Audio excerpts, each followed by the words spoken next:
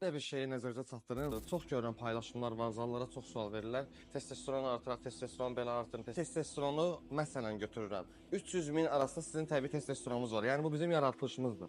Hormon səviyyəmiz budur. Siz nə etsəz belə o mini keçə bilməyəsiniz. 20-30 yaş aralarında zaten sizin testosteronunuz pik hədlərdə olur. Yəni daha yaxşı formada olur. 30 yaşdan sonra hər ildə 2%, 3% belə azalma olur. Yəni bu normal haldır. Onu siz təbii yolla, yəni 1000-dən yuxarı çıxmağa mümkün olan bir şeydir. Redki hallarda genetik faktor ola bilər ya da sizdə hər hansı bir hormon pozğunluğu ola bilər. Bu halda sizdə yuxarı çıxa bilər. O da başqa fəsadlara gətirib çıxardır. Müəyyən preparatlar var. Görürəm testosteronu artırmaq üçün hamı içir. İlk növbədə məsləhət olur ki, gedin birinin testosteron səviyyəsini yoxlatdırın.